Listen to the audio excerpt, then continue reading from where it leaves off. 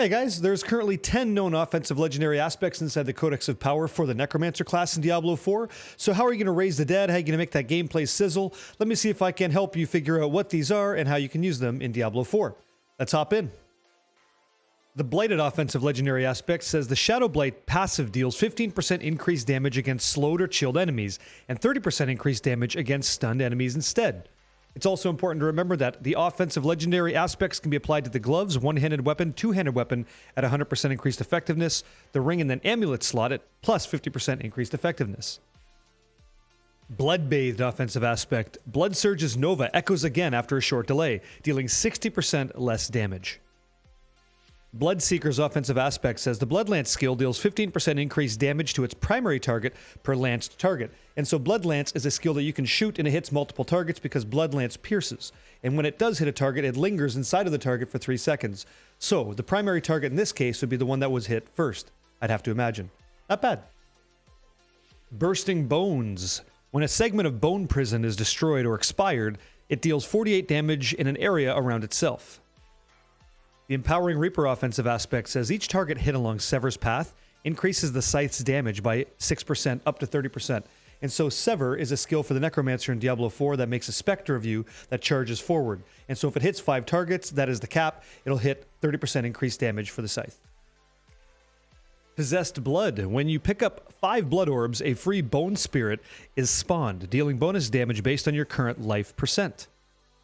Reanimation offensive aspect says your skeletons gain increased damage while alive, up to 20% after 10 seconds. So all the research I did into this for the Necromancer class, there's nothing that says that your summons expire, at least with regards to skeletons. So the nice part is they're going to gain 2% increased damage per second to a total of 20 after 10 seconds, and that's good to go. They're not just going to fall apart and dematerialize within the game. So that mechanic I like. You summon it, your boy Freddy over there is going to stick around for a little while until he gets the job done or gets clapped. Awesome. Swelling Curse. Bone Spirit deals increased damage based on distance traveled up to 15%. The Damned offensive legendary aspect. You deal 30% increased shadow damage to enemies afflicted by both Decrepify and Iron Maiden. And so there you have it. You can actually stack curses in Diablo 4 according to the Damned offensive legendary aspect from the Codex of Power. Stacking curses is a necro. Oh, get ready. That's a good time. The Unyielding Commander's offensive legendary aspect says while Army of the Dead is active, your minions gain 70% increased attack speed and take 90% reduced damage. Army of the Dead is a massive skill for the Necromancer. It summons a whole bunch of volatile undead buried deep within the ground is what it says. So they get summoned up, they run towards the target, and they explode, which is kind of nice.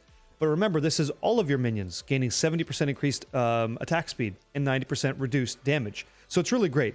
This makes sure that when you use a skill like Army of the Dead, they actually arrive on target and get to explode instead of dying to maybe some residual damage, damage on the floor, or a pulsing damage. Who knows, right? If you're the Unyielding Commander, you're not going to care. Your army is going to get on target on the always.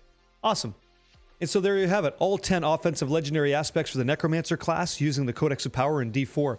Which one stood out for you? For me, it's Reanimation. Just empowering a whole bunch of minions to do crazy, hopefully crazy damage or meaningful damage. I like that a lot. The Unyielding Commander is nice too, but remember, that's on a 90-second cooldown. If there is one of these legendary aspects that really caught your eye, or maybe gets you motivated to maybe think about a certain way of playing the class, I'd like to know about it. Feel free to share in the comments below, and thank you so much for letting me make content like this for you guys and gals out there. Catch you in the next one.